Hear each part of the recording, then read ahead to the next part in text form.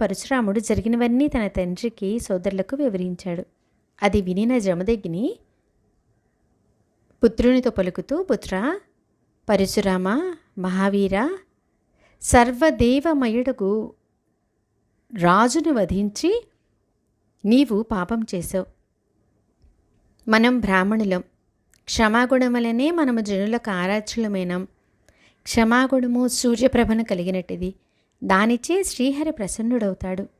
చక్రవర్తి అయిన రాజును వధించడం అనేది బ్రాహ్మణవధ కన్నను ఘోరమైంది. కనుక తీర్థయాత్రలు చేసి నీవు పాప ప్రక్షాళన చేసుకోవలసింది అని అన్నాడు. తండ్రి మాటను విన్న పరశురాముడు సంవత్సర కాలం తీర్థయాత్ర చేసి తిరిగి ఆశ్రమానికి వచ్చేశాడు.